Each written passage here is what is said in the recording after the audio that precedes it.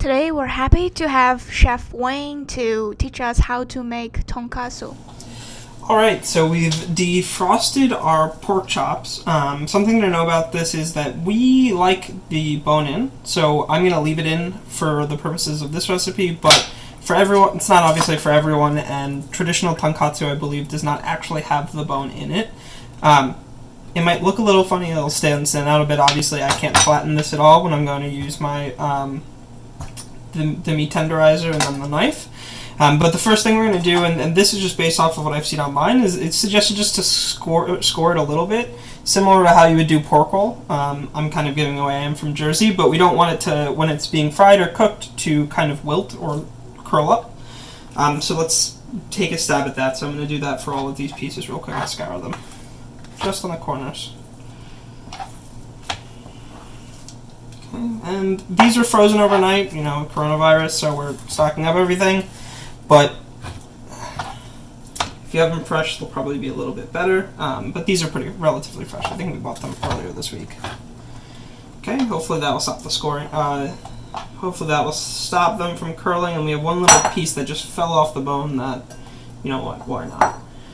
So I'm going to move the bowl out of the way for now, and that's where I'm going to put the extra pieces of meat after they've been tenderized. But really what we want to do now is two things, right? So we're tenderizing it so it's nice and flat, but we're also tenderizing it so that it absorbs more flavor. So with a nice tenderizer, I always had one of these growing up, and I never knew what to do with them until I thought more about cooking and watched some shows. But really what you're trying to do is beat as much as possible you can that pork loin into a small shape. You don't want to be a little careful, right? You don't want to beat it until it's a pulp, but you want it into whatever size you want. So for me, I want it kind of thin, personally, for us, so that I know it cooks all the way through, and I like the most amount of surface area possible being exposed to the heat. So I'm not really hitting here. Something to know, I'm not really hitting here, and that's because this side is kind of already ripped up a little bit when we got this pork chop, so I'm really focusing more on the part that's together so that I can flatten it to kind of mirror this sizing so it cooks all the way through.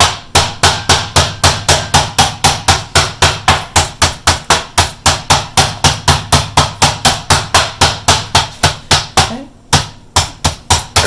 Just a little bit there, just because it's sticking up a bit. I'm going to flip it over and do the same thing.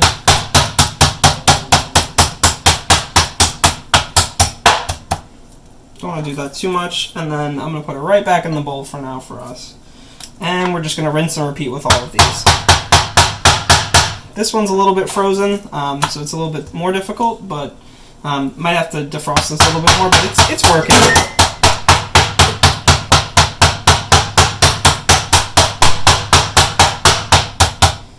Yeah, don't want to do that side too much.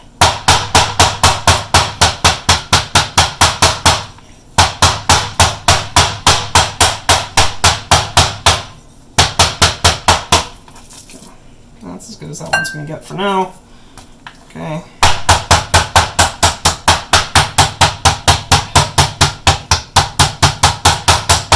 I'm just flattening the pork chops here. It's the fun stuff. Sounds like I'm murdering someone from our neighbor's perspective. Nice and flat. These are already relatively flat, so you didn't need to do much work. I wouldn't recommend getting big chops and then having to, flatten them down too much. This is about the right size. It's about maybe a ½ inch, maybe a little bit less, quarter inch.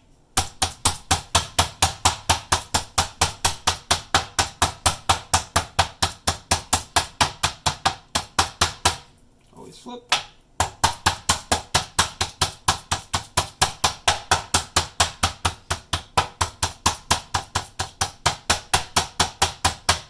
Okay, looking good, looking good. And this little piece, why not? It's going to be like a nice little, teaser. A couple things going on here. We have all-purpose flour with a little salt and black pepper. Unfortunately, we didn't have white pepper. That's ideally what you want to use here, just so that it doesn't discolor the tonkatsu. We have 2 eggs for now. May have to add more depending on the pork chops and how much they need to actually coat them. And a little vegetable oil, just a dash. And then we have panko breadcrumbs. Nothing special. We didn't have the opportunity to go to like a Japanese store and get like the actual Japanese grocery store and get like the actual panko breadcrumbs that they use. They have really nice ones over there. But now we're gonna go ahead and get started. All right. So first thing we're gonna do is mix up the all-purpose flour with just a fork, nice and easy. Mix it together, and then we'll use the same fork to mix together or whisk the yolks. Just kind of how my mom used to do when I was growing up. Here we go. I'm just going to mix that together with the vegetable oil. There's not much, just a tablespoon. Just that real quick, and this is going to be the adhesive for the panko breadcrumbs. So it's going to go flour, egg, panko, pan. So right now I'm going to start also heating up the pan so that it's ready for frying. And we're going to probably make one at a time just so that they're very fresh and we know they're not being overcooked or anything. Okay, that's perfect. Alright, because I'm working on my chopstick skills, I'm going to be, spinning or flipping our pork chops with these bad boys here, but we're just going to test to see if the oil's hot enough, so what we're going to do is just dip our chopsticks in and see if they boil. So yeah, it looks like we're at a good temperature, roughly. Alright, so let's get going. Alright, so the first thing we're going to do is we're going to take one of our nice pork chops here. Ooh, looks yummy. Take a bite right now. Drop it in the flour. Maybe not like that because that made some mess, but who cares? I'll end up cleaning it anyway. Yeah, Jack cares. And so what we're going to do is just kind of get a light dredge, and then we're going to tap off all of the excess flour, because we don't need too much. This is the flour and pepper and a slight amount of salt. So I'm going to try to adhere to the dry hand, wet hand, but you'll probably see I'll probably fail pretty quickly. So we're going to drop this in the egg, and I'm going to switch hands over to my left hand just so that I don't get too sticky. And I'm going to go ahead and flip this in the egg mixture, just making sure it gets soaked on all sides. Let it drip a little bit. You don't want extra little bits in there, especially if they're going to start burning. Okay, and now we're going to drop it in the panko. So we're going to drop it in the panko. We're going to drop one side, drop the other, and then what I like to do is just rotate it around the edges. As you can see, I already didn't listen to my dry hand, wet hand theory. So that's fun, but that's fine. That's what I expected. Okay, so got a nice amount of panko. What we're going to do is bring this over here and drop that bad boy in.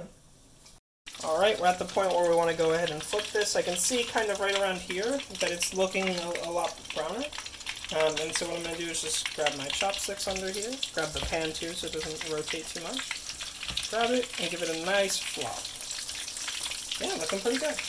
Now we're just going to give it about another minute on that side, and then we should be good with this one.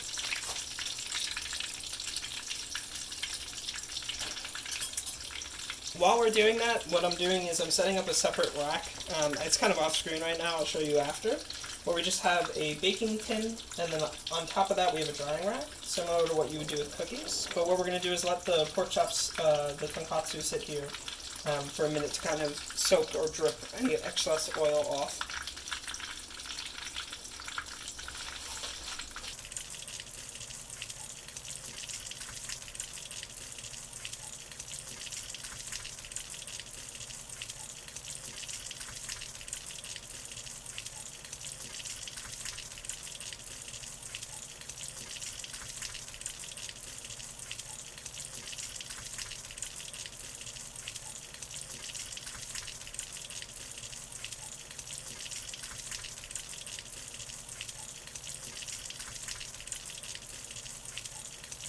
Okay, since we don't have tonkatsu sauce at home, I'm going to try to make it from a couple of recipes I saw offline. I'm going to make it a little bit less sweet though, so what we're going to use is ketchup, we're going to use some oyster sauce, and we're going to use Worcestershire sauce. Most of the recipes call for added sugar. The oyster sauce for us is pretty sweet, so we're not going to add any additional sugar. So from what we've seen relatively, it's about 2 tablespoons of ketchup.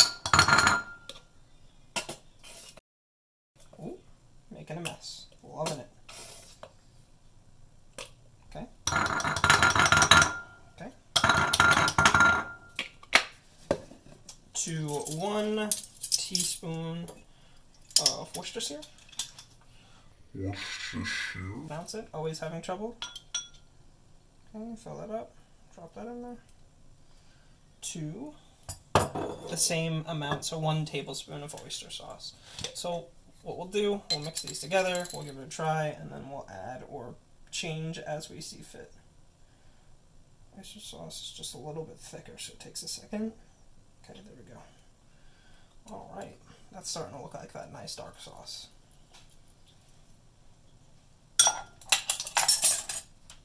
Right.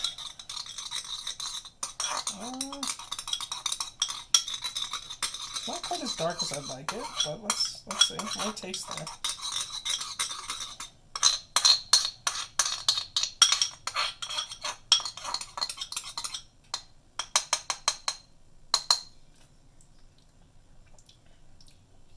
It's a little bit too ketchupy for me, so I'm actually going to add a little bit more Worcestershire sauce to cut that a little bit more flavor in there.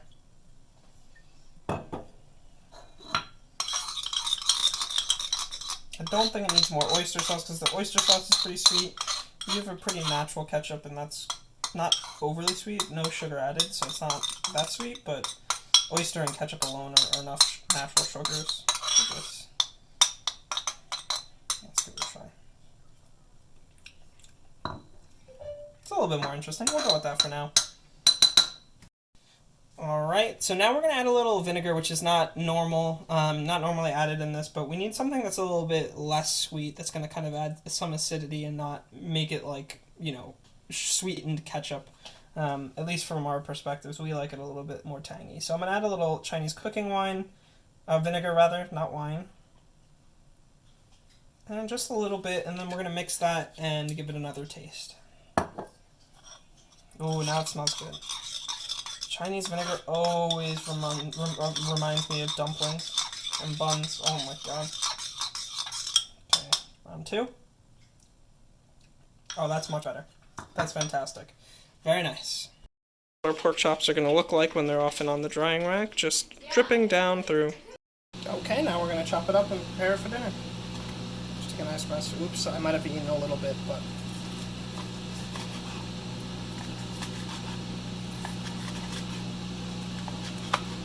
And then when you get closer to the bone, we're just going to leave this as is and put it right on the plate just like that. Okay, now we're just going to add a nice little drizzle of the sauce that we made.